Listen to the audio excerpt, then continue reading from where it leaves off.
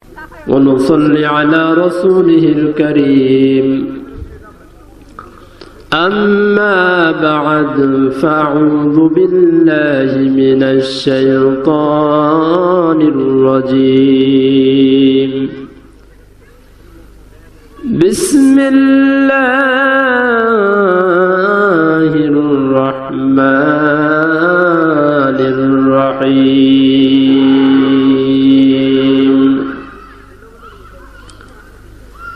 يا أيها الذين آمنوا لا تأكلوا الربا أضعافا مضاعفة واتقوا الله لعلكم تفلحون.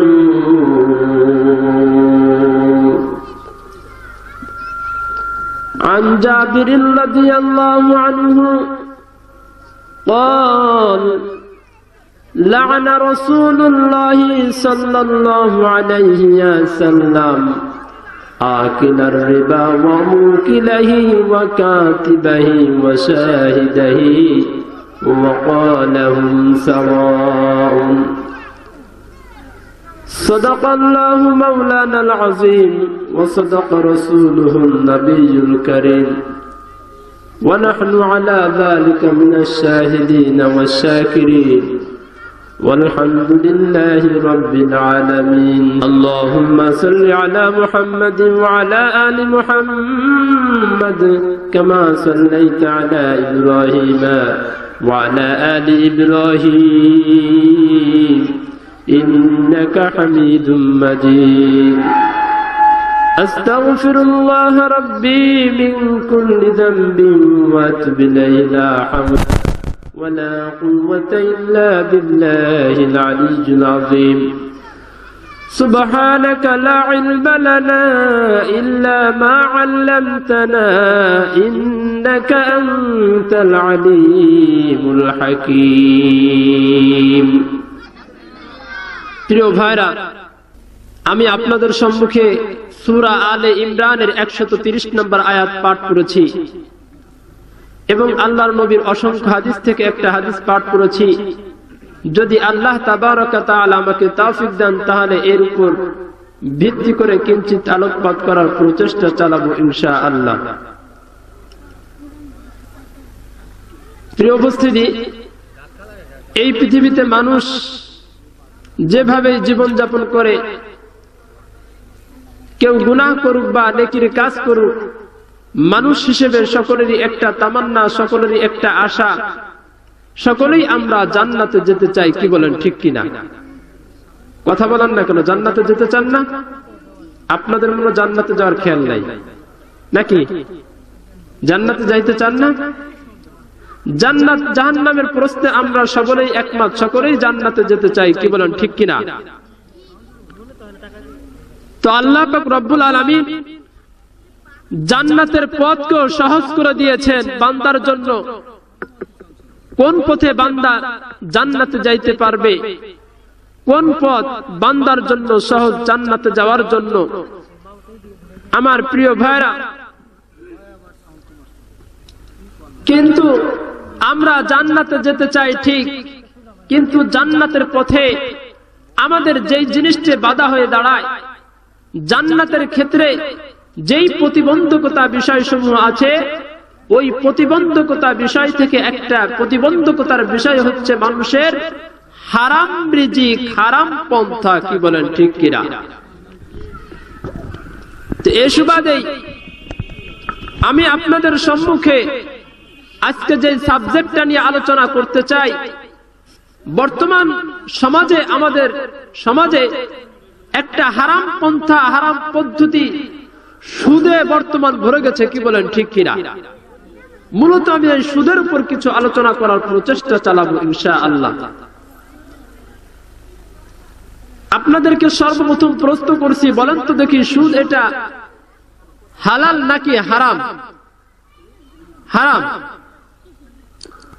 আল্লাহ পাক রব্বুল আলামিন এই সুদ সম্পর্কে সূরা আলে ইমরানের 130 নম্বর আয়াতে ইরশাদ করেন। কি বলেন দেখেন,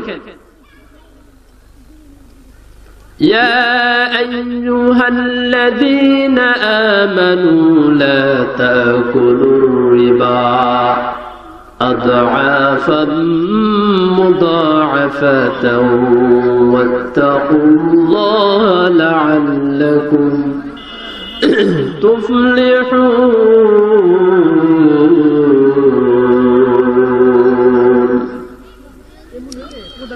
يا أيها الذين آمنوا হে ঈমানদারেরা লা তাকুলুর রিবা আযআফাম মুদাআফা তোমরা চক্রবৃদ্ধি হারে ডাবল তোমরা কি করো না লা তাকুলুর রিবা আযআফাম মুদাআফা দ্বিগুণ সুদ তোমরা ভক্ষণ করো না ওয়াত্তাকুল্লাহা লাআল্লাকুম তুফলিহুন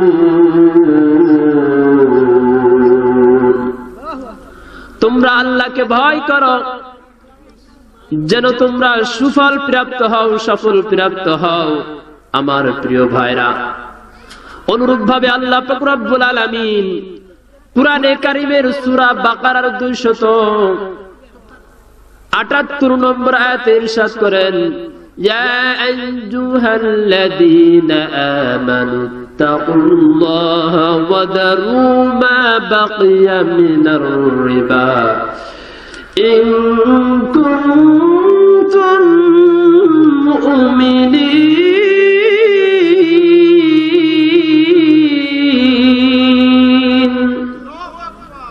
ইয়া আইয়ুহাল্লাযীনা আমানু তাকুল্লাহ হে ঈমানদারেরা তোমরা আল্লাহকে ভয় করো কাকে ভয় করতে হবে আল্লাহকে ভয় করো ইয়া আইয়ুহাল্লাযীনা আমানু তাকুল্লাহ তোমরা আল্লাহকে ভয় করো ওয়াজারু মা বাকিয়া মিনার রিবা আল্লাহকে ভয় করার অর্থ কি আল্লাহকে ভয় করো ওয়াজারু মা বাকিয়া মিনার রিবা তোমরা কি করো সুদের বকেয়া অংশকে বর্জন করো পরিত্যাগ করো ইন কুনতুম মুমিনিন যদি তোমরা মুমিন হয়ে থাকো আমার প্রিয় ভাইরা তো দেখেন এখানে আল্লাহ পাক রব্বুল আলামিন সুদ সম্পর্কে বলেছেন সূরা আলে ইমরানের 130 নম্বর আয়াতে বললেন হে ঈমানদারেরা তোমরা সুদ ডাবল চক্রবৃদ্ধি হারে দ্বিগুণ তোমরা ভক্ষণ করো না তোমরা আল্লাহকে ভয় করো যেন তোমরা সুফল প্রাপ্ত হও সূরা বাকারার 278 নম্বর আয়াতে আল্লাহ তাআলা ইরশাদ করেন তোমরা আল্লাহকে ভয় করো এবং সুদের বকেয়া অংশকে বর্জন করো পরিত্যাগ করো যদি তোমরা মুমিন হয়ে থাকো এখানে আল্লাহ তাআলা রিবা শব্দ উল্লেখ করেছেন রিবার অর্থ কি রিবা হচ্ছে বৃদ্ধি পাওয়া আরবরা রিবাকে ওই ক্ষেত্রে ব্যবহার করা করত যে মূলধনের উপর অতিরিক্ত যে সম্পদ বা যে আদায় মানুষের কাছ থেকে করত ওই ক্ষেত্রে রিবা শব্দ ব্যবহার করত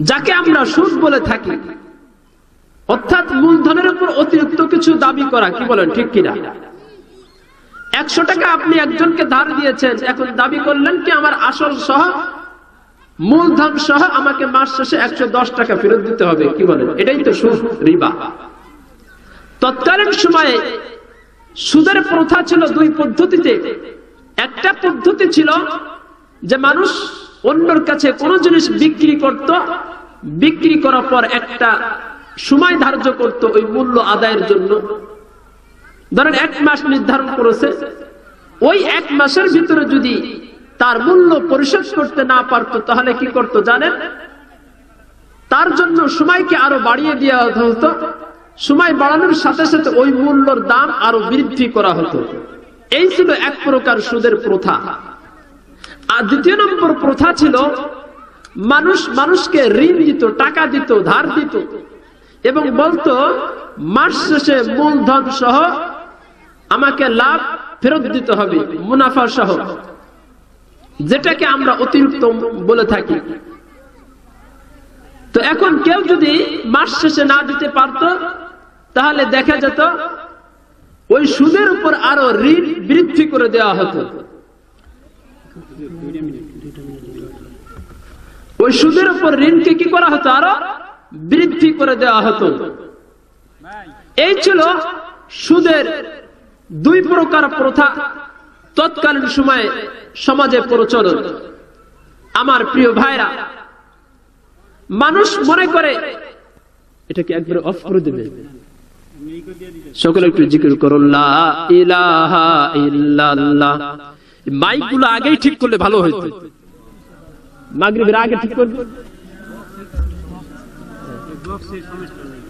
এত বক্সের কি দরকার ছিল? যদি তোমরা মূল আলোচনার সময় না করতে পারো।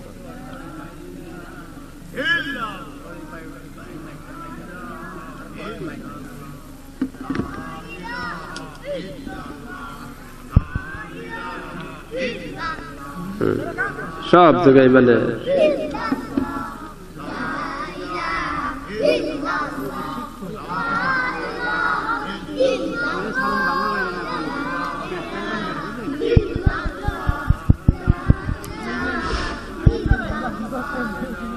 লা ইলাহা ইল্লাল্লাহ, লা ইলাহা ইল্লাল্লাহ মুহাম্মাদুর রাসূলুল্লাহ সাল্লাল্লাহু আলাইহি ওয়াসাল্লাম। আমার প্রিয় ভাইরা, যেই কথা বলতেছিলাম, মানুষ মনে করে সুদে মানুষের সম্পদ বৃদ্ধি পায়, আর আল্লাহ পাক রব্বুল আলামিন বলেন না, সুদের মাধ্যমে তোমাদের সম্পদ বৃদ্ধি পায় না। যেমন সূরা রুমের 39 নম্বর আয়াতে আল্লাহ পাক রব্বুল আলামিন ইরশাদ করেন, ওয়ামা আতাইতুম মির রিবাল লিয়ারবুয়া ফি আমওয়ালিন নাসি ফালা ইয়ারবু ইনদাল্লাহি ওয়ামা আতাইতুম মিন যাকাতিন তুরিদুনা ওয়াজহাল্লাহি ফাউলাইকা হুমুল মুদঈফুন। আমার আল্লাহ বলেন, তোমরা মানুষের সম্পদে তোমাদের সম্পদ বৃদ্ধি পাবে, এই আশায় মানুষকে তোমরা যা কিছু দিয়ে থাকো। ওয়ামা আতাইতুম মির রিবাল লিয়ারবুয়া ফি আমওয়ালিন নাস, মানুষের সম্পদে তোমাদের সম্পদ বৃদ্ধি পাবে, এই আশায় যা কিছু দিয়ে থাকো। ফালা ইয়ারবু ইনদাল্লাহ, আল্লাহর কাছে সেটা বৃদ্ধি পায় না, সেটা বাড়ে না। ওয়ামা আতাইতুম মিন যাকাতিন তুরিদুনা ওয়াজহাল্লাহ, বরঞ্চ তোমরা আল্লাহ পাক রব্বুল আলামিনের সন্তুষ্টি লাভের জন্য যাকাত থেকে যা প্রদান করো, মূলত তাই আল্লাহ পাক রব্বুল আলামিনের কাছে বৃদ্ধি পায়। কেমন বৃদ্ধি পায়? আল্লাহ বলেন, মিন যাকাতিন তুরিদুনা ওয়াজহাল্লাহি ফাউলাইকা হুমুল মুদঈফুন, সেটা আল্লাহর কাছে ডাবল আকারে বৃদ্ধি পায়। সুবহানাল্লাহ। তাহলে সুদে বৃদ্ধি পায় না, সুদের সম্পদ বাড়ে না, বরঞ্চ আল্লাহ তাআলার সন্তুষ্টির উদ্দেশ্যে আমরা যাকাত থেকে যা কিছু দান করে থাকি, যাকাত আমাদের উপর ফরজ হলে হিসাব করে জাতীয় থেকে ওটার মধ্যেই কি রয়েছে, মূলত সম্পদ বৃদ্ধি পায়। কি বলেন, ঠিক কিনা? আমার প্রিয় ভাইরা, এবার আসেন সূরা বাকারার 276 নম্বর আয়াতে আমার আল্লাহ কি বলেন? আল্লাহ পাক রব্বুল আলামিন সুদ সম্পর্কে বলেন, ইয়ামহাকুল্লাহুর রিবা ওয়া ইউরবিস সাদাকাত ওয়াল্লাহু লা ইউহিব্বু কুল্লা কাফফারিন আযীম। আল্লাহ পাক রব্বুল আলামিন সুদকে ধ্বংস করেন, ওয়া ইউরবিস সাদাকাত, আর সদকাকে দানকে কি করেন? বৃদ্ধি করে দেন। ওয়াল্লাহু লা ইউহিব্বু কুল্লা কাফফারিন আসীম, আর আল্লাহ পাক রব্বুল আলামিন অকৃতজ্ঞ পাপীকে পছন্দ করেন না। প্রিয় ভাইরা, যেই কথা বলতেছিলাম, মানুষ মনে করে সুদ খাইলে তার সম্পদ বাড়ে, যে আমাকে সুদ খেয়ে বড় লোক হয়েছে, সম্পদ ওলা হয়ে যাচ্ছে, কিন্তু আমার আল্লাহ তাআলা কি বললেন যে না, সুদের সম্পদ বৃদ্ধি পায় না, বরঞ্চ তোমাদের দান সদকা এবং যাকাতের সম্পদ কি পায়, বৃদ্ধি পায়। এটাই আল্লাহ তাআলার কাছে কি গ্রহণযোগ্য হয়, কি বলেন ঠিক কিনা? আমার প্রিয় ভাইরা, সুদের সম্পদ বৃদ্ধি পায় না কিভাবে দেখেন? সুদ হচ্ছে এটা হারাম, আর হারামে কি নাই? বরকত আছে? বরকত নাই। আর সুদের মধ্যে রয়েছে স্বার্থপরতা মনোভাব। কারণ মানুষ যে সুদ দিয়ে থাকে, ঋণ দিয়ে থাকে সুদের উপর ভিত্তি করে, ও আসলে নিজের লাভবান হওয়ার জন্যই দিয়ে থাকে, কি বলেন ঠিক কিনা? সুদের ক্ষেত্রে আর্থিক, আধ্যাত্মিক এবং উন্নয়নের ক্ষেত্রে কখনোই সুফল বয়ে আনে না, বরং এটা ক্ষতির দিক, ক্ষতির সহায়ক হয়ে থাকে সুদ। আর দান সদকা মানুষের আধ্যাত্মিক, আর্থিক উন্নয়ন, চরিত্র সর্বক্ষেত্রে কি এটা উন্নতি লাভ করে এই দানের মাধ্যমে। আর সুদ তো নিজের অন্যর দুরবস্থা, অন্য বিপদে পড়েছে, অন্যর বিপদকে নিজের সুযোগ মনে করে, নিজের জন্য লাভবান মনে করে, কি বলেন ঠিক কিনা? বিপদ কি তার টাকা লাগবেই, আর এখন সে কোথাও টাকা পাচ্ছে না। টাকা পাওয়ার একটা স্রোত আছে, কি অমুকের কাছ থেকে যদি 1000 টাকা আমি আনি, এই শর্তে মাস শেষে তাকে এই 1000 টাকার সাথে আরো 50 টাকা দিতে হবে, তাহলে সে আমাকে টাকা দিবে, নচেত দিবে না। এই তো, তাহলে আপনি বিপদে পড়ছেন, এখন আপনার বিপদ সে নিজের লাভবান হওয়ার সুযোগ মনে করছে, কি বলেন ঠিক কিনা?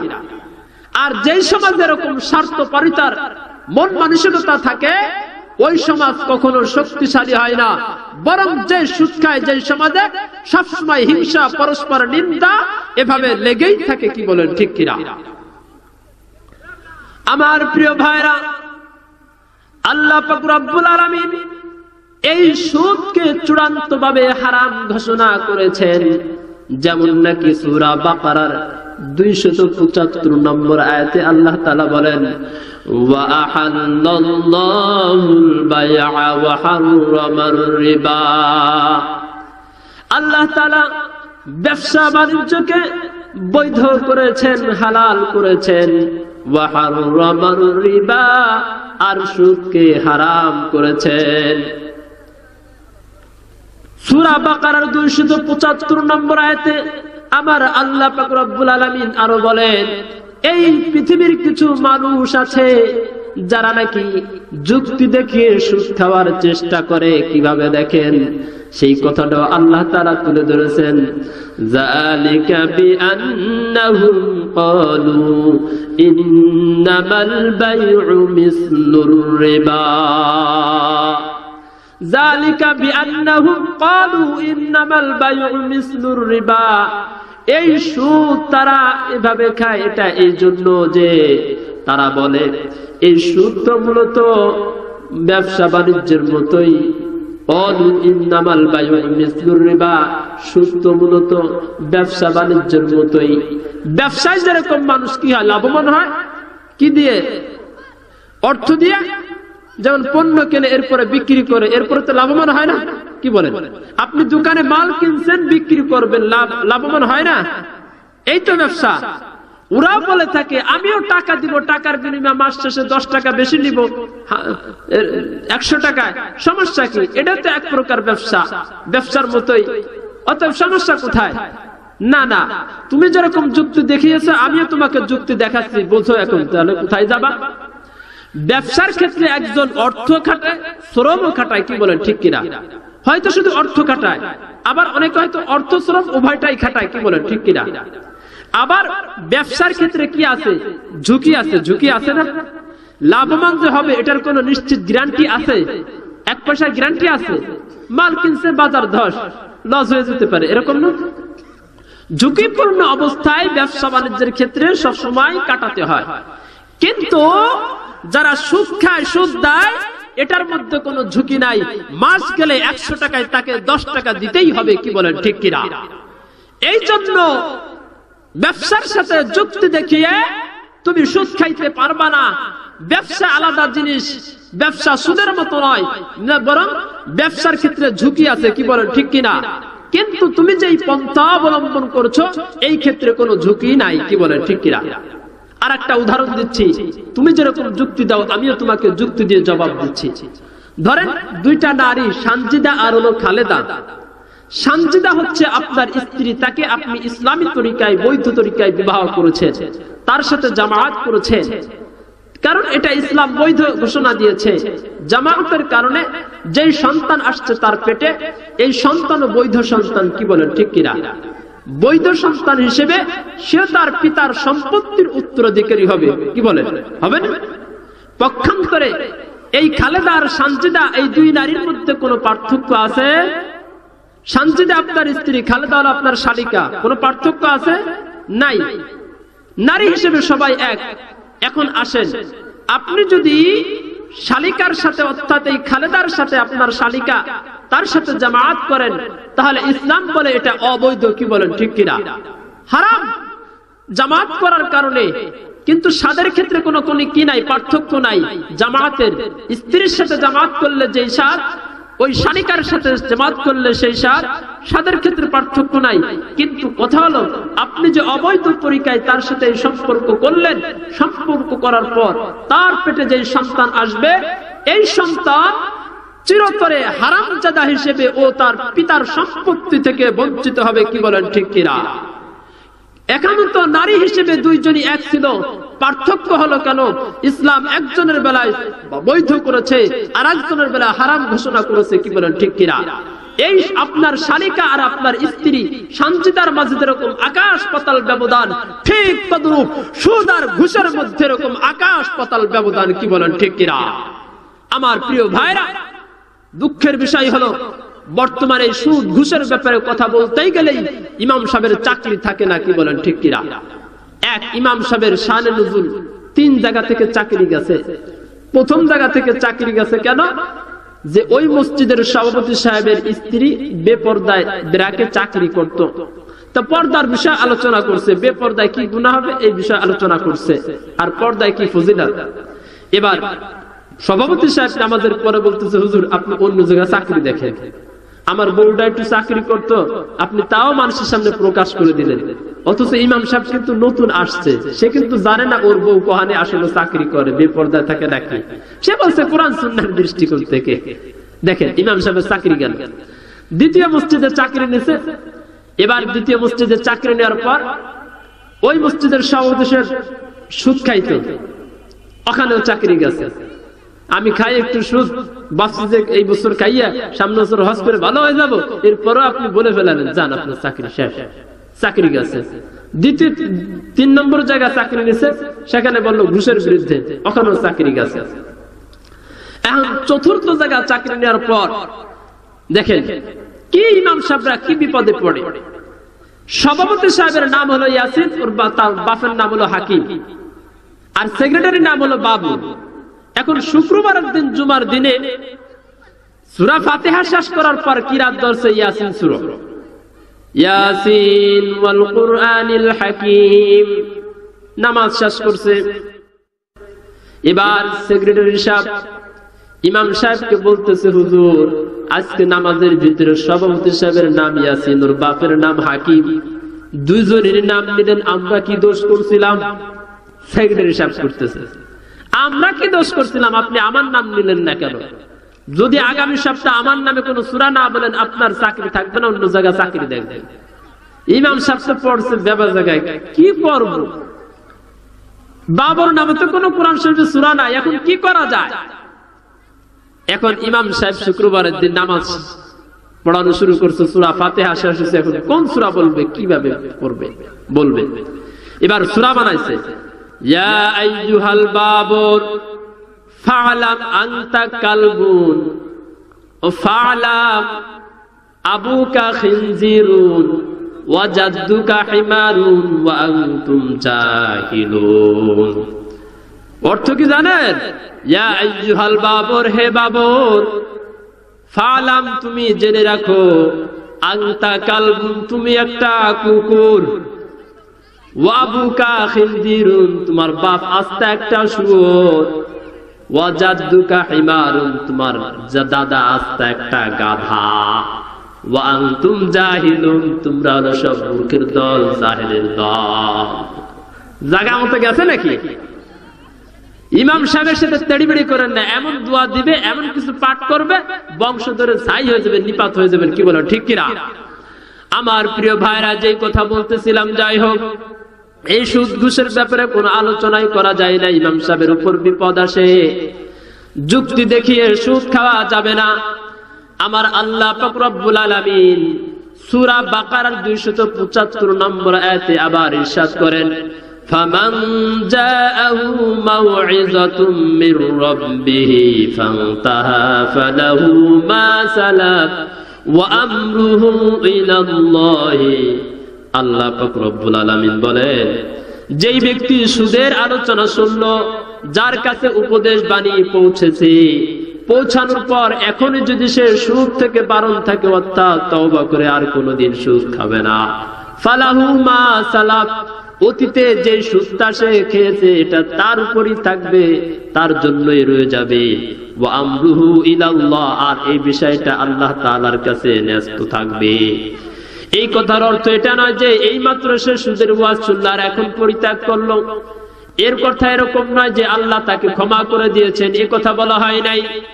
বরং এখানে আইনগত বিধানের কথা বলা হয়েছে। সেটা হলো এই, পূর্বে যে সুদ আরেকজনের কাছ থেকে খেয়েছে তাকে ফিরিয়ে দেবার দাবি করা হবে না, কারণ এখন যদি ফিরিয়ে দেওয়ার দাবি করা হয় মামলা মোকদ্দমা হবে, যা আরেক ফিতনা শেষ হবে না। এই জন্য আল্লাহ পাক রব্বুল আলামিন বলেছেন এটার ফয়সালা আল্লাহ তাআলাই করবে। আর যেই ব্যক্তি এখনই সুদ খাওয়া বন্ধ করলো, তার জন্য কর্তব্য হচ্ছে, তার উচিত হলো যদি তার ভিতরে আল্লাহর ভয় থাকে, যেই টাকা সুদ খেয়েছে আরেকজনের কাছ থেকে, যার হক নিয়েছে তাকে ফেরত দেওয়া, সে যদি দুনিয়াতে না থাকে তার আত্মীয় স্বজনকে ফেরত দেওয়া, যদি তাদের কেউ না থাকে তাহলে ওই টাকাগুলো তার নামে সবের নিয়ত ছাড়া দান করে দেওয়া তার নামে। আল্লাহ পাক রব্বুল আলামিন হয়তো এই উসিলায় তাকে মাফ করে দিতে পারে। আমার প্রিয় ভাইরা, তবে এই মুহূর্তে যে তওবা করবে মূলধন তার প্রাপ্য। আল্লাহ পাক রব্বুল আলামিন সূরা বাকারার 279 নম্বর আয়াতে বলেন, ওয়া ইন তুবতুম ফালাকুম রুউসু আমওয়ালিকুম, তোমরা যারা তওবা করেছো, যেই মূলধন আছে এই মূলধনটা তোমাদের জন্যই রয়ে যাবে, তোমাদের প্রাপ্য। আবার আল্লাহ পাক রব্বুল আলামিন দেখেন কত সুন্দর ইসলাম আমাদেরকে দিয়েছেন।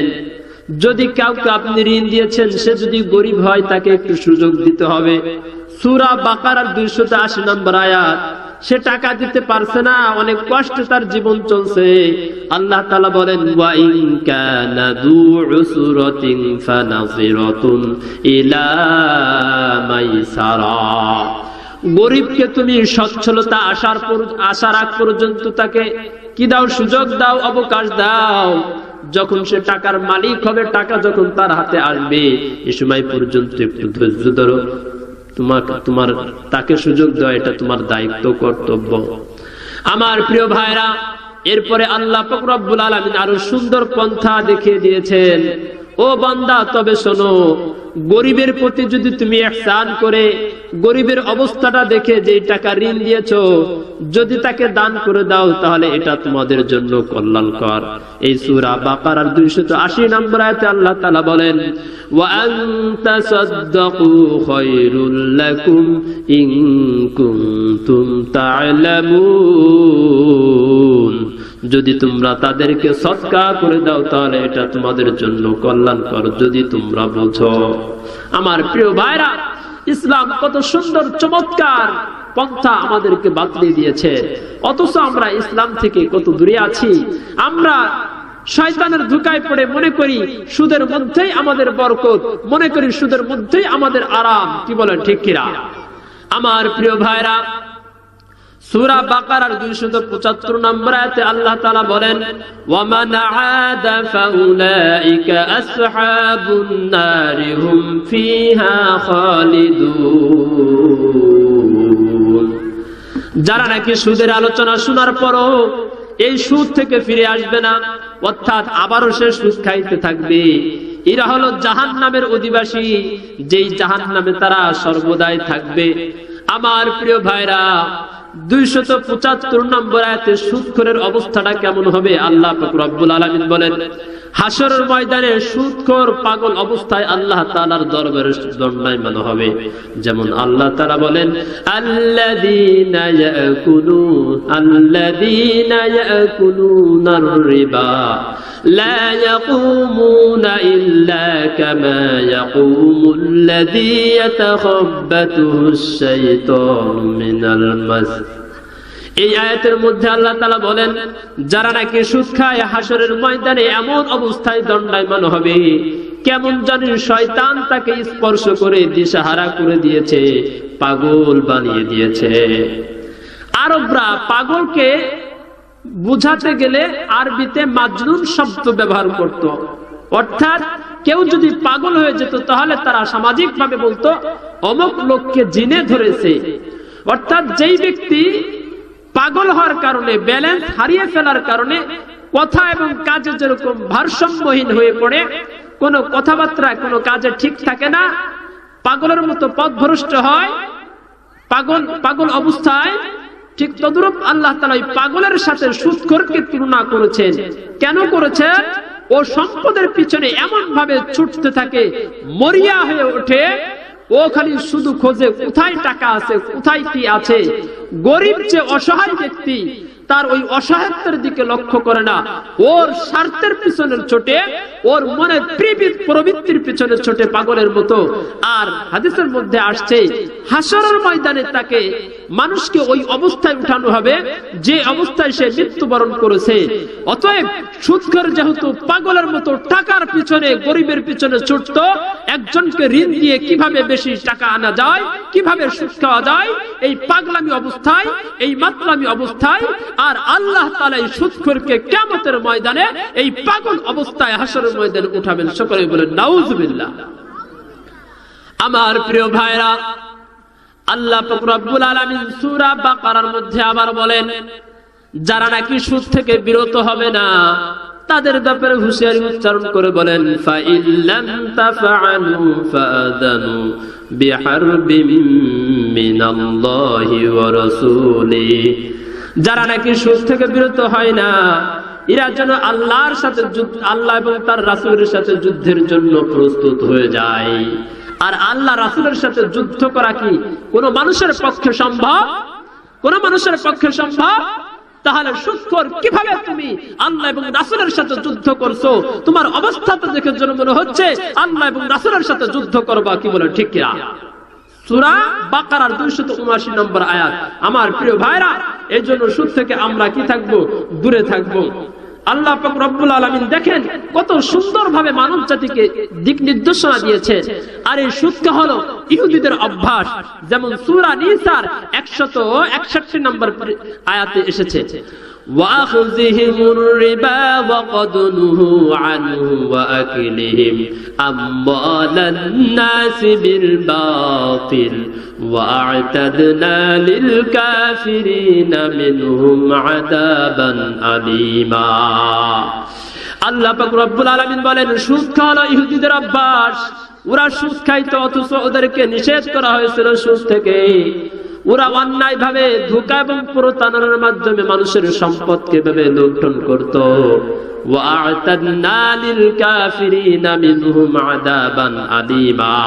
আর আমি তাদের জন্য যন্ত্রণাদায়ক শাস্তি প্রস্তুত করে রেখেছি। ইহুদিদের কিতাবের মধ্যে লেখা ছিল, সুদ খাওয়া হারাম, কাউকে ঋণ দিয়ে অতিরিক্ত টাকা নিবা, পয়সা নিবে, এটা করিও না। আবার এটাও লেখা ছিল, তোমরা কোন বন্ধুর, তোমার ভাইয়ের কোন পোশাক বন্দুক রেখেছো, খবরদার ওই পোশাক সূর্য ডুবার আগেই তাকে ফিরিয়ে দাও। কারণ হলো তার একটাই মাত্র পোশাক নিজের শরীরকে ঢেকে রাখার জন্য। যদি তার পোশাককে ফিরিয়ে না দাও তাহলে সে রাত্রেবেলা কি গায়ে দিয়ে ঘুমাবে? আর এমন তো অবস্থায় যে শুধু মাজলুম অবস্থায়, অর্থাৎ গরিব হয়ে গেছে, আর একটা পোশাক ছিল, প্রয়োজনে বন্দুক রেখেছে, এখন তো সে রাত্রে গায়ে দিয়ে ঘুমানোর মতো কিছু নাই। এই অবস্থায় কষ্ট পেয়ে সে যদি আমার কাছে বদদুয়া করে, আমি আল্লাহ পাক রব্বুল আলামিন তার বদদুয়া শুনবো। সাবধান, তোমরা তোমার ভাইয়ের পোশাককে তোমরা ফিরিয়ে দাও সূর্য ডুবার আগেই। সুদ খায় না, এভাবে অতিরিক্ত সম্পদ নিও না আমার প্রিয় ভাইরা। অথচ পৃথিবীতে বর্তমান এই ইহুদি জাতি, তাওরাতের প্রতি ইমানদার, তাওরাতের প্রতি ইমান আনার দাবিদার এই ইহুদি জাতি দুনিয়ার মধ্যে সবচাইতে বেশি সুদ খাচ্ছে, কি বলেন ঠিক কিনা? আর ওই ইহুদিদের দেখা দেখে যেই মুসলমানরা সুদ খাবে তাদেরও হাসর নাসর হবে ওই ইহুদিদের সাথে, কি বলেন ঠিক কিনা? হাদিস শরীফের মধ্যে আসছে, মান তাশাব্বাহা বিকওমিন ফাহুয়া মিনহুম, যেই জাতির সাদৃশ্যতা অবলম্বন করবে তার হাসর নাসর হবে তাদের সাথে। মুসলমানরা যদি খ্রিস্টানের আদর্শ গ্রহণ করে মুসলমানের আদর্শ হাসর নাসর হবে খ্রিস্টানের সাথে। ইহুদিদের আদর্শ গ্রহণ করলে তার হাসর নাসর হবে ইহুদিদের সাথে। আমার প্রিয় ভাইরা, এবার আসুন হাদিস শরীফের মধ্যে কি বলা হয়েছে সুদ সম্পর্কে। মুসলিম শরীফে 4177 নম্বর হাদিস, সুনানে ইবনে মাজাহ 2277 নম্বর হাদিস, তিরমিজি শরীফের 1206 নম্বর হাদিস, অনুরূপভাবে মুসনাদে আহমদ 3709 নম্বর হাদিস, সুনানে দারমি 2535 নম্বর হাদিস, 2535 নম্বর হাদিসের মধ্যে আন জাবির রাদিয়াল্লাহু আনহু قال لعن رسول الله صلى الله عليه وسلم آكل الربا وموكله وكاتبه وشاهده وقال هم سواء। হযরত জাবির রাদিয়াল্লাহু আনহু থেকে বর্ণিত, আল্লাহ রাসূল সাল্লাল্লাহু আলাইহি ওয়াসাল্লাম 4 ব্যক্তির উপর লানত করেছেন। 1 নম্বরে যে নাকি সুদ খায়, আকিলার রিবা সুদ খায়, ওয়ামুকিলাহি 2 নম্বরে যে সুদ দেয় সুদদাতা, 3 নম্বরে ওয়াকাতিবাহি যে সুদের লেখা লেখে, এরপরে 4 নম্বরে যে সুদের সাক্ষী থাকে। এই 4 জন ব্যক্তিশাহিদাহি, এই 4 জন ব্যক্তির উপর আল্লাহ রাসূল সাল্লাল্লাহু আলাইহি ওয়াসাল্লাম লানত করেছেন। নাউযুবিল্লাহ। আমার প্রিয় ভাইরা, তাহলে 1 নম্বরে কি লানত সুদদাতা, 2 নম্বরে সুদ যে দেয় তার উপর, 3 নম্বরে যে সুদের কারবার লেখে তার উপর, 4 নম্বরে যে সুদের সাক্ষী থাকে তার উপর আল্লাহ রাসূলের লানত। কত ভয়ঙ্কর কথা আল্লাহ রাসূল সাল্লাল্লাহু আলাইহি ওয়াসাল্লাম এখানে বলেছেন। তো প্রিয় ভাইরা, কেউ যদি সুদী ব্যাংকে চাকরি করে তার জন্য কর্তব্য হলো ওই চাকরি ছেড়ে দিয়ে হালাল কোনো পন্থা অবলম্বন করা। জাদিদ ফিকহি মাসাইল 378 নম্বর পৃষ্ঠায় এই মাসালাটা লেখা আছে। আমার প্রিয় ভাইরা, হাদিসের তথ্য যদি আরো পেতে চান, সুনানে ইবনে মাজার 2279 নম্বর হাদিসের মধ্যে আল্লাহ রাসূল সাল্লাল্লাহু আলাইহি ওয়াসাল্লাম কি বলেন দেখেন। যারা নাকি মনে করে সুদের দ্বারা সম্পদ বৃদ্ধি পায়, অথচ আল্লাহ রাসূল বলেন, আন ইবনে মাসউদ রাদিয়াল্লাহু আনহু আনিন নবী সাল্লাল্লাহু আলাইহি ওয়াসাল্লাম قال ما احد اكثر من الربا الا كان عاقبه امره الى قله। সুদের দ্বারা সম্পদ বৃদ্ধি পায় না, বরঞ্চ সুদের দ্বারা সম্পদের হ্রাস পায়, সুদের দ্বারা সম্পদ কমে যায়। আমার প্রিয় ভাইরা, কারণ হলো যে সম্পদের মধ্যে সুদের মিশ্রণ আছে ওই সম্পদে বরকত থাকে না। আর যেই ব্যক্তি সুদ খায় তার জীবনে অশান্তির কোনো শেষ নাই, শুধু অশান্তি আর অশান্তি, এত অস্থিরতা, এত উচ্ছৃঙ্খলা, এত পেরেশানির পর পেরেশানি তাকে পাগল বানিয়ে ফেলে। দেখা যায় তার উচ্চ ডায়াবেটিস সমস্যা, রক্তচাপ, ওদিকে স্ত্রী সমস্যা, ওদিকে সন্তান কথা শোনে না, ওদিকে মেয়ে পরকিয়া করে, ওদিকে ছেলেও আর একজনের সাথে সম্পর্ক করে, এভাবে সংসারে অশান্তি আর অশান্তি, কি বলেন ঠিক কিনা? হারামে বরকত নাই, হারামে আরাম নাই। অনুরূপ ভাবে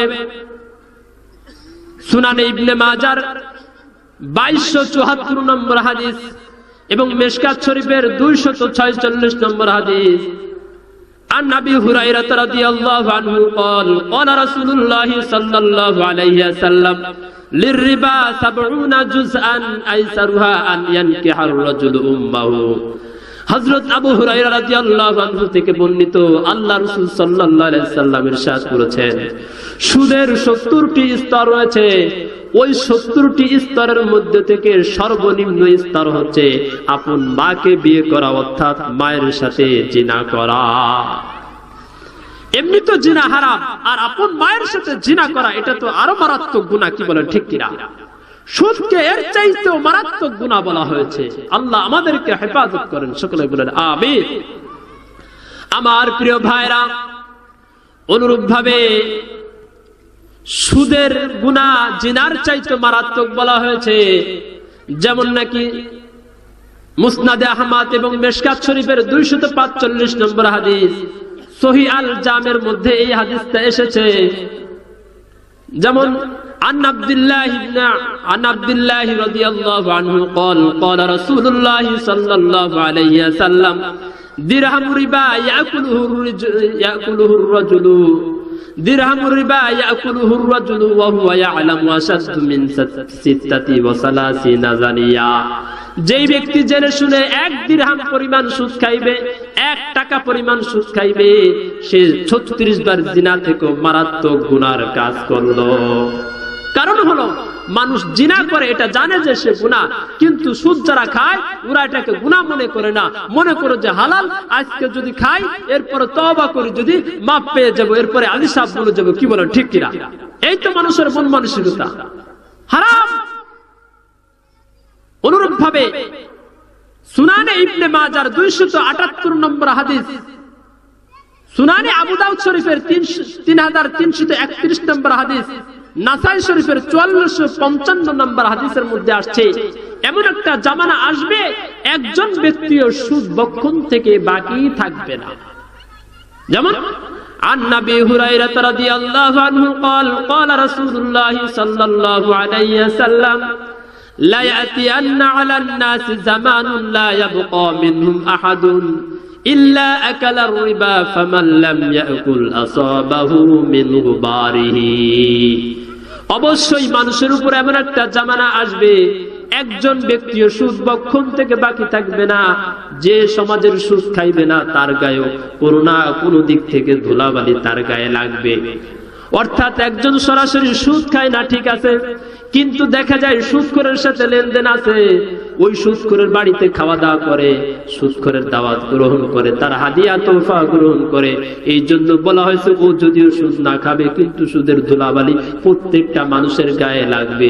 বর্তমান কিন্তু সেই জামানাটা, কি বলেন ঠিক কিনা? বর্তমান সেই জামানাটা।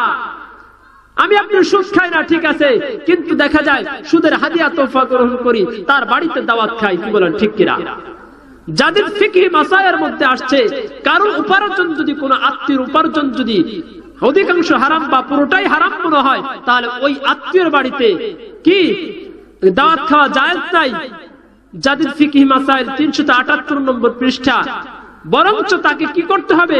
বুঝাতে হবে, বুঝিয়ে তাকে হারাম থেকে বাঁচানোর জন্য চেষ্টা করতে হবে। তবে আত্মীয়তার সম্পর্ক বজায় রাখবে, এরকম নয় বিচ্ছিন্ন করবে। বরঞ্চ আত্মীয়ের বাড়িতে কি দাওয়াত খাবে না। কত কঠিন কথা বলা হয়েছে। কাউকে ঋণ দিয়ে ঋণদাতার পক্ষ থেকে, সুদ না ঋণ, খেয়াল করেন, ঋণ দিয়ে যাকে ঋণ দিয়েছেন তার পক্ষ থেকে, ঋণ পুরোহিতার কাছ থেকে কোন হাদিয়া উপঢৌকন ব্যবহার করা নেওয়া, এটা হারাম, জায়েজ নাই। যেমন মিশকাত শরীফের 1832 নম্বর হাদিস, মুনতাকাল আখবারের 2970 নম্বর হাদিসের মধ্যে আসছে। দেখেন কি মারাত্মক কথা বলা হয়েছে। عن أنس بن مالك رضي الله عنه عن النبي صلى الله عليه وسلم قال إذا أقرض الرجل فلا يأخذ هدية। যখন কোন ব্যক্তি অপরকে ঋণ দিবে, ঋণ দেওয়ার পর ও যাকে ঋণ দিল ওই ঋণ গ্রহীতার কাছ থেকে হাদিয়া হিসেবে, উপঢৌকন হিসেবে কিছু তার কাছ থেকে নিতে পারবে না, এটা তার জন্য জায়েজ নাই। ঋণ গ্রহীতার কাছ থেকে যদি হাদিয়া উপঢৌকন না নেওয়া যায়, কাউকে 1000 টাকা দিলাম ঋণ দেওয়ার পর শর্ত জোড়াই দিলাম মাস শেষে আমাকে এই মূলধনের সাথে আরো 100 টাকা দিতে হবে, তাহলে এটা তো চূড়ান্ত পর্যায়ে হারাম। কি বলেন ঠিক কিনা? আমার প্রিয় ভাইরা, অনুরূপ ভাবে সুনানে ইবনে মাজার 2273 নম্বর হাদিসের মধ্যে আসছে, عن أبي هريرة رضي الله عنه قال قال رسول الله صلى الله عليه وسلم। সুদখোরের কি ভয়ঙ্কর অবস্থা হবে দেখেন। আল্লাহ রাসূলের হাদিস, তিনি বলেন, আতাইতু লাইলাতা আসরিয়া বি আলা কওমিন বুতুনুহুম কাল বুয়ুতি ফিহাল হায়াতু তুরা মিন খারিজি বুতুনিহিম। আমার প্রিয় ভাইরা, এবার হযরত আবু হুরায়রা রাদিয়াল্লাহু আনহু বর্ণনা করেন, বিশ্বনবী সাল্লাল্লাহু আলাইহি ওয়াসাল্লাম ইরশাদ করেন, আতাইতু লাইলাতা আসরিয়া বি আলা কওমিন, মিরাজের রজনীতে আমাকে একদল লোকের নিকট নিয়ে আসা হলো, বুতুনুহুম কালবুয়ুত, তাদের পেট ছিল বিশাল ঘরের মতো, ফিহাল হাইয়াতু, ওই পেটের ভিতরে বিশাল সাপ ছিল, তুরা মিন খারিজি বুতুনিহিম, যেই সাপগুলো পেটের বাহির থেকে দেখা যাচ্ছিল। ফাকুলতু মান হাউলাই ইয়া জিবরাইলু ক্বালা হাউলাই আকালাতুর রিবা, আমি জিবরাইলকে জিজ্ঞেস করলাম, এই জিবরাইলেরা কারা? জিবরাইল বললেন, হে আল্লাহর রাসূল, এরা হলো সুদখোর, যারা নাকি দুনিয়াতে সুদ খাইতো, আল্লাহ তাদেরকে এভাবে শাস্তি দিচ্ছেন, ওদের পেটের ভিতরে সাপ ঢুকাই দিয়েছেন, ওই সাপ ওদেরকে দংশন করতেছে। নাউজুবিল্লাহ। আমার প্রিয় ভাইরা, অন্য হাদিসের মধ্যে আসছে সুদখোরকে ভাবে রক্ত পুত পান করানো হবে, আরো আছে যে সুদখোরের পেটের ভিতরে ভাবে আগুন ঢুকিয়ে দেওয়া হবে, আগুনের শাস্তি দেওয়া হবে। আমার প্রিয় ভাইরা, অনুরূপ ভাবে এই মিরাজের রজনী তার একটা হাদিস বর্ণিত হয়েছে বুখারী শরীফের ৭০৪৭ নম্বর হাদিস, মুসলিম শরীফের ২২৭৫ নম্বর হাদিস।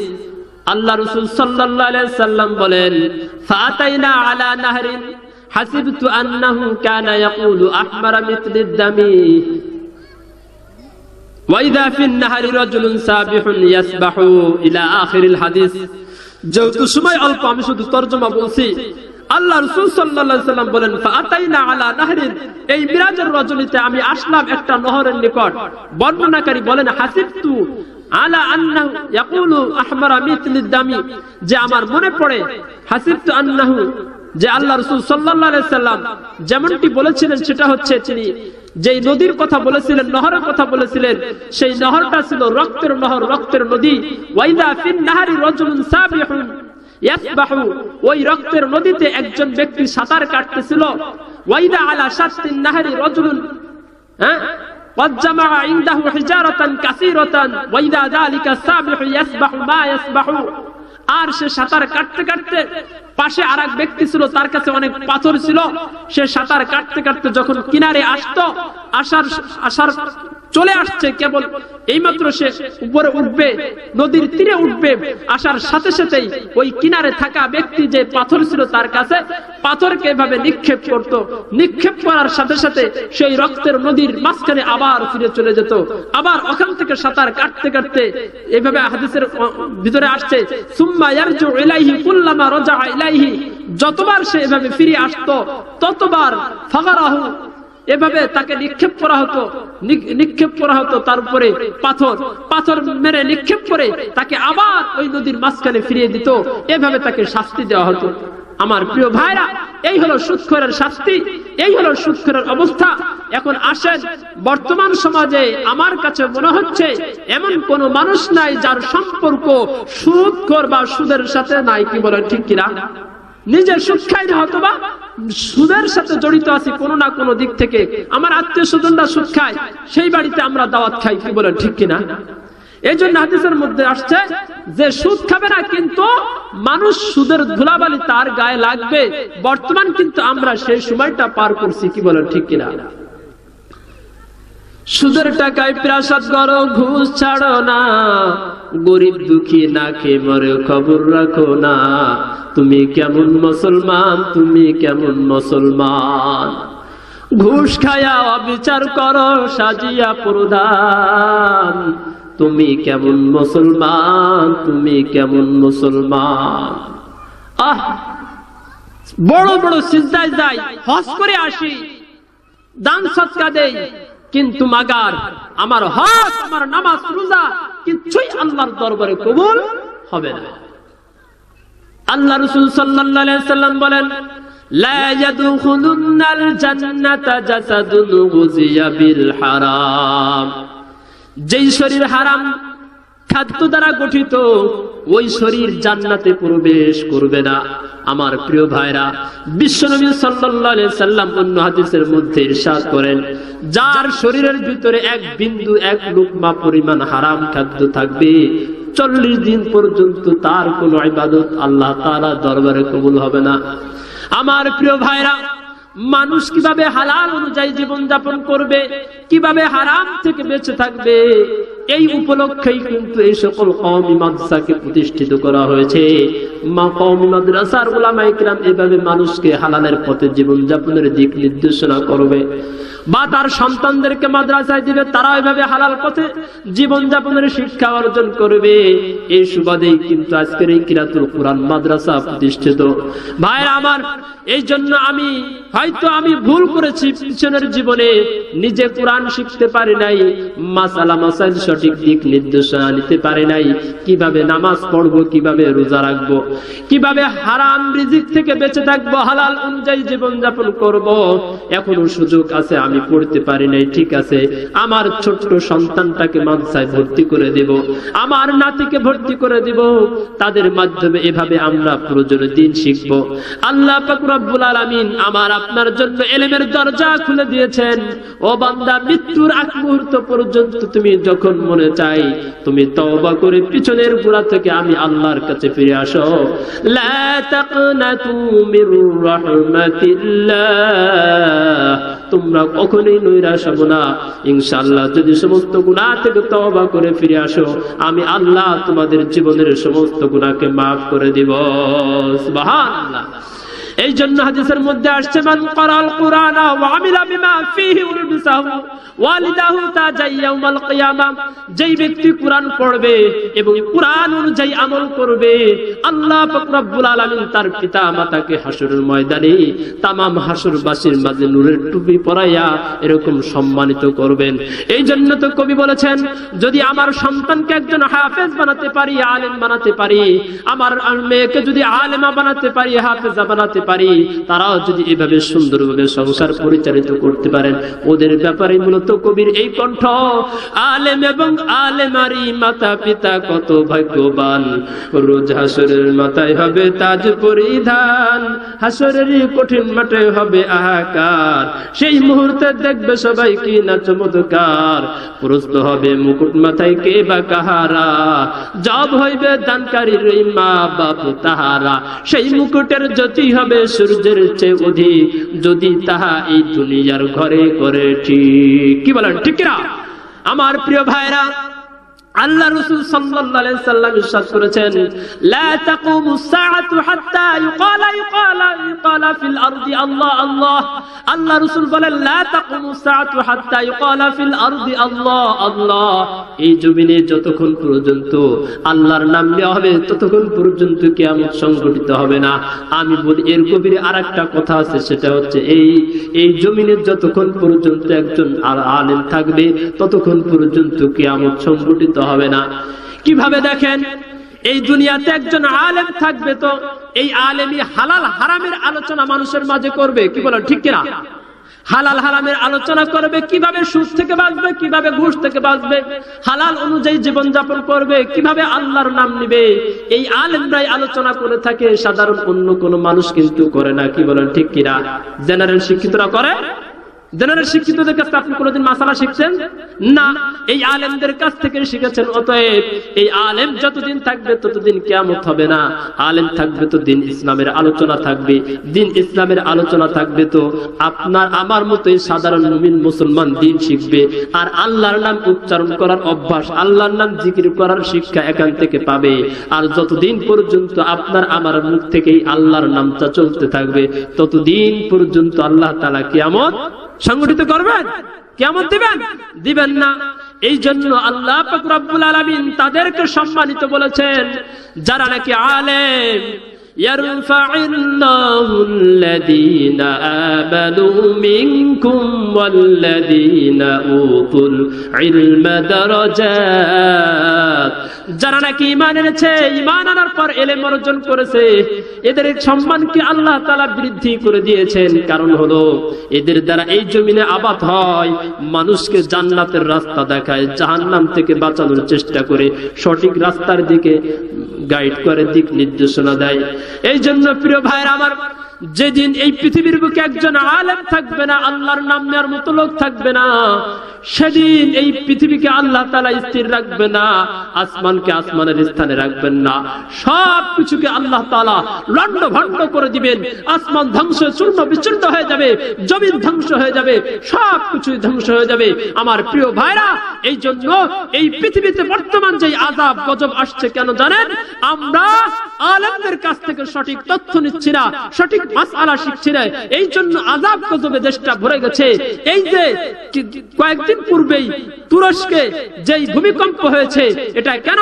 জমিনে যখন অশ্লীলতা বেড়ে যাবে, মদপান যখন বেড়ে যাবে, সুদ যখন বেড়ে যাবে, ঘুষ যখন বেড়ে যাবে, জমি দখল যখন বেড়ে যাবে, অন্যায় ভাবে আরেকজনের সম্পত্তি ভোগ করা, এই অন্যায় যখন বেড়ে যাবে, অশ্লীলতা বেহায়াপনা যখন বেড়ে যাবে, তখন আমি আল্লাহ তোমাদেরকে যেই আযাবগুলো দিব, হাদিসের মধ্যে আসছে 11টা কথা বলা হয়েছে। আমি সংক্ষেপে 11টার গুনাহের কথা বলে কেন ভূমিকম্প হয় এর দৃষ্টান্তটা আপনাদেরকে বুঝাচ্ছি। অনুবাদ হাদিসের আরবি ইবারত বলার সময় নেই। 1 নম্বরে রাষ্ট্রীয় সম্পদ যখন মানুষ ভক্ষণ করবে, 2 নম্বরে যখন মানুষ আমানতের খেয়ানত করবে, 3 নম্বরে যাকাতকে জরিমানা মনে করবে, 4 নম্বরে ইসলাম বিবর্জিত শিক্ষা যখন সমাজে প্রচলন হবে, 5 নম্বরে মানুষ তার স্ত্রীর আনুগত্য করবে, মায়ের অবাধ্যতা করবে, 6 নম্বরে মানুষ তার পিতাকে দূরের মনে করবে, বন্ধুকে কাছের মনে করবে, 7 নম্বর যখন মসজিদের ভিতরে শোরগোল হবে, মারামারি হবে, কুচকাওয়াজ হবে, এরপরে 8 নম্বর সমাজের নেতা হবে গাঞ্জাখোর, সমাজের নেতা হবে ইয়াবাখোর, বাটপার, সিটার, লুচ্চা, বদমাইশ, এরা যখন নেতা হবে। এরপরে 9 নম্বরে সমাজের মাতব্বর যারা হবে তারা হবে নিকৃষ্ট শ্রেণীর লোক। এরপরে 10 নম্বরে বলা হয়েছে ওয়াসুরিবাতুল খুমুরু, যখন শরাব মদপান বেড়ে যাবে, ইয়াবা গাঁজা বেড়ে যাবে। এরপরে 11 নম্বরে বলা হয়েছে পরবর্তীরা পূর্ববর্তীদের উপর লানত করবে, অর্থাৎ সমাজে এরকম কিছু নাবুস আহলে হাদিস থাকবে। ইমাম আবু হানিফা কি করেছে? সে বেশি ভালো ছিল না, ভালো আলেম ছিল না, আরে আমরাই তো বড় আলেম, কি বলেন ঠিক কিনা? এরকম সমাজে যখন প্রচলন হবে তখন তোমরা কি করো? ফারতাকিবু ইনদা যালিকা রিহান হামরা যালজালাতান ওয়া খাসফান ওয়া মাসখান ওয়া কযফান ওয়া আয়াতিন তাতাবাউ কানিজামিল উতিয়াসিল কুহু ফাতাতাবা। হাদিসের শেষ অংশ বললাম, এটা আপনার মুজাব আল মুজাবুল আওসাত খণ্ড নম্বর 1 পৃষ্ঠা নম্বর 150 নম্বর পৃষ্ঠায় আসছে, মিশকাতও আছে, তিরমিজি শরীফের মধ্যে আসছে। আল্লাহ রাসূল বলেন, তখন তোমরা গরম বাতাসের অপেক্ষা করো। গরম বাতাস কি? আগে দেখতেন মুরব্বীরা মাঠে কাজ করে ছায়া জায়গা বিশ্রাম নিত, একটু বাতাস খাইতো, জিরাতো। কিন্তু বর্তমান যদি সারাদিন কাজ করার পর ঘর্মাত্মক হয়ে যায়, ঘাম হয়ে যায় শরীরে, এবার গাছের নিচে বসার পর আগের সেই ঠান্ডা বাতাস কিন্তু পাওয়া যায় না। বর্তমান বাতাসের ভিতর কেমন যেন একটা গরম ভাব, কি বলো ঠিক কিনা? এটা কেন? এটা আমাদের এই সমস্ত এই বিশেষ করে 11টা গুনাহের জন্য। এরপরে আসেন জালজালাতান, আল্লাহ তাআলা জমিনকে নাড়িয়ে দিবেন, ভূমিকম্প দিবেন, কখনো ওয়াখাসফান ভূমিধস দিবেন, এরকম বিল্ডিং গুলো মাটির নিচে এভাবে ডেবে যাবে, মানুষ কল্পনাই করতে পারবে না। তুরস্ক তো তাই হয়েছে, কি বলেন ঠিক কিনা? আল্লাহ তাআলা আমাদের হেফাজত করুন। না জানি আমাদের গুনাহের কারণে কখন জানি আমাদের দেশকে এভাবে না আল্লাহ না করেন, এভাবে পরিণতি করেন। আল্লাহ আমাদের দেশকে হেফাজত করেন, সকলে বলেন আমিন। আমার প্রিয় ভাইরা, এরপরে আল্লাহ তাআলা মানুষের আকার আকৃতি বিকৃতি করে দিবেন। এরপরে আল্লাহ তাআলা শিলা বৃষ্টি গজব হিসেবে জমিনে অবতীর্ণ করবেন। এরপরে এই 4টে কথা উল্লেখ করার পরে আরো মারাত্মক কথা বলেছেন, যেই বিপদগুলো আসবে। আল্লাহ রাসূল সাল্লাল্লাহু আলাইহি ওয়াসাল্লাম বলেন, ওয়া আয়াতিন তাতাবাউ কানিজামিন কুতিয়াসিল কুহু ফাতাতাবা। তাসবির দান, অর্থাৎ ওই আমরা যে তাসবিহ পাঠ করি না, সুবহানাল্লাহ, আলহামদুলিল্লাহ, আল্লাহু আকবার, এগুলো পাঠ করি না 33 বার 34 বার, এই তাসবিহ দানা থেকে যদি একটু ছিঁড়ে যায়, ছিঁড়ে যাওয়ার পর ওই মালা, ওই পুঁতিগুলো যেভাবে টপ টপ করে পড়তে থাকে একের পর এক, আমাদের গুনাহের কারণে এই জমিন ও বালা মুসিবত একের পর এক আসতেই থাকবে। আমাদের কিছু করার থাকবে না। যতক্ষণ আমরা তওবা না করব ততক্ষণ আল্লাহ আমাদের মুসিবত থেকে হেফাজত করবেন না। এই জন্য প্রিয় ভাইরা, আমি আপনাদের সম্মুখে যেই কথাটা বলতেছিলাম, 1 নম্বর কথা ছিল, আমি যে বিষয়বস্তুটা ধরেছিলাম সেটা হচ্ছে আমরা সুদ খাবো না। কি বলেন? আমরা বলেন, আমরা সুদ খাবো না, সুদের সাথে জড়িত হব না। আল্লাহ আমাদেরকে হেফাজত করেন। 2 নম্বর কথা হচ্ছে আমরা আমাদের সন্তানদেরকে হালাল হারামের শিক্ষা প্রদান করব। হালাল হারামের শিক্ষা প্রদান কেন্দ্রবিন্দুর স্থান হলো এই সমস্ত কওমি মাদ্রাসা। কি বলেন ঠিক কিনা? স্কুলে এই সমস্ত পাবেন না। বর্তমান স্কুল তো ধ্বংস করে দিছে, যে মানুষ বানর থেকে সৃষ্টি, এই থিওরি ঢুকায়। কি বলেন ঠিক কিনা? আরে ওরা তো বানরের জাত, বানরের বাচ্চা, এই জন্য ওরাই বলতে পারে মানুষ বানর থেকে সৃষ্টি। আমাদের পিতা তো আদম আলাইহিস সালাম, আমাদের পিতা হলো সর্বশ্রেষ্ঠ শিক্ষক। হ্যাঁ, 7 লক্ষ ভাষার অধিকারী ছিল আদম আলাইহিস সালাম। আমাদের পিতা হলো শিক্ষিত, আমরা শিক্ষিতদের সন্তান, কি বলেন ঠিক কিনা? ওরা বানরের জাত, ওদেরকে মানুষ সমাজে দেখতে চাই না। মাননীয় প্রধানমন্ত্রীর কাছে আবেদন, ওদেরকে চিড়িয়াখানায় রেখে আসেন, মাঝে মাঝে রুটি কলা নিয়ে আমরা ওদেরকে দেখতে যাব, কি বলেন ঠিক কিনা? আর এই বেহাদেরকে দৃষ্টান্তমূলক শাস্তি চাই। কথায় কথা আসে, বর্তমান শিক্ষা ব্যবস্থার কি অবস্থা জানেন? বলবো 2 মিনিটের ভিতরে সারে দিচ্ছি। আগামীকাল স্কুলে বড় অফিসার আসবে পরিদর্শন করতে। আসার পরে আনন্দ রোল পড়ে গেছে, এক ছাত্রকে দাঁড়া করে জিজ্ঞেস করছে, কথাগুলো সংক্ষেপে বলছি, খেয়াল করেন। এই আব্দুর রহিম, দাঁড়াও, তোমাদের স্কুলে পড়ালেখা হয়? জি স্যার হয়। কি পড়ালেখা হয়? ইতিহাস জানো? হ্যাঁ জানি। বলো তো দেখি, তোমাকে প্রশ্ন করছি, বাংলাদেশের সর্বপ্রথম স্বাধীন করার পরে প্রথম রাষ্ট্রপতি কে ছিল? এবার আব্দুর রহিম বলে যে স্যার, প্রথম রাষ্ট্রপতি ছিল আইয়ুব খান। স্যারের মাথা তো গরম হয়ে গেছে, কি রে, যেই আইয়ুব খানকে যুদ্ধ করে দেশ থেকে বিতাড়িত করলাম, সেই আইয়ুব খানের কথাই বলতেছে। যে এবার বলতে স্যার, তুমি তো এই স্কুলের কি বলে ছাত্র হওয়ার যোগ্য না, তোমার নাম কাটা। এবার এই ছাত্র বলতেছে, স্যার আমার নাম কাটে কোনো লাভ নাই, আমি এই স্কুলের ছাত্র না, আমি হলাম রাখাল, মুমিন স্যার আমার আজকে ধরে নিয়ে এসেছি, অর্থাৎ নাম কাটবেন কাকা। এবার চলে গেছে মুমিন স্যারের কাছে, যার পর বলতেছে যে কি ব্যাপার, আপনি ছাত্র ধরে নিয়েছেন রাখাল, এ তো ছাত্র না, আপনি কি তামাশা শুরু করছেন? আপনি তো এই স্কুলের শিক্ষক হওয়ার যোগ্য না, আপনার নাম কাটা, আপনি আগামীকাল থেকে আপনার চাকরি নট। এবার এই মুমিন স্যার বলতেছে যে স্যার আমার নাম কাটে কোনো লাভ নাই, চাকরিতে বাদ দিয়ে কোনো লাভ নাই, কারণ আমি এই স্কুলের মাস্টারই না, শিক্ষকই না, কারণ আমি হলাম একজন দোকানদার। হেড স্যার আজকের জন্য আমাকে ধরে নিয়ে আসছে, এর বিনিময়ে 10টা টাকা বুঝে দিয়েছে, আজকের জন্য হেল্প করবার আসছে। কার নাম কাটবেন, কার চাকরি নট করবেন? এবার চলে গেছে মাথা গরম করে হেড স্যারের কাছে, কি ব্যাপার, কি তামাশা করছেন? আপনার ছাত্র হলো রাখাল, এইভাবে আপনার শিক্ষক হলো মুদি দোকানদার, কি ব্যাপার, কি শুরু করছেন? আপনার তো হেডমাস্টার হওয়ার যোগ্য না।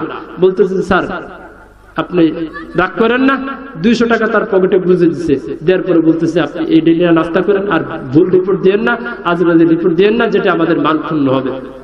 এবার টাকা 200 নেওয়ার পর বলতেছে যে স্যার ওই হেডমাস্টার ওরে চাকরি নট করে দিবে। ও বলছে যে স্যার আমি কিন্তু হেডমাস্টার না, আমার বাপ হলো হেডমাস্টার, জরুরি একটা কাজে গেছে, আজকে আমাকে নিয়োগ দিয়ে গেছে, আজকের জন্য শুধুমাত্র হেল্প করতেছি বাপরে। এবার ওই 200 টাকা দিছে, 200 টাকার পর পরিদর্শক পকেটে রাখার পর এবার পরিদর্শক বলতেছে বাইচে গেলেন আজকে, জানেন আমিও কিন্তু আসলে মূল পরিদর্শক না, মূল পরিদর্শক হলো আমার মামা, সে আমাকে পাঠাইছে, মামা আসলে আজকে চাকরি একটারও থাকতো না। আমার প্রিয় ভাইরা, এর দ্বারা কি বুঝলেন? এর দ্বারা বুঝলেন ও যেরকম কি অযোগ্য, আবার ওদিকে ঘুষও খাইছে, কি বলেন, একটারও যোগ্য নেই, আবার কি খায়, ঘুষ খায়। ঠিক তদ্রূপ এই গল্পের মতোই আমার দেশের শিক্ষা ব্যবস্থায় অযোগ্য এবং ঘুষখোর অফিসার দিয়ে ভরে গেছে, কি বলেন ঠিক কিনা? যার কারণে আমাদের এই আগামী প্রজন্মকে নাস্তিক বানানোর প্রচেষ্টা চলছে। কিন্তু মনে রাখো, এই দেশের মুসলমানদের শরীরে বিন্দু মাত্র রক্ত থাকতে এই দেশের শিক্ষা ব্যবস্থায় বিবর্তন মত বাতিল মতবাদ কোন শিক্ষা চলতে দেওয়া হবে না, কি বলেন ঠিক কিনা? আল্লাহ পাক রব্বুল আলামিন যেই আলোচনাগুলো করলাম অতি সংক্ষেপে,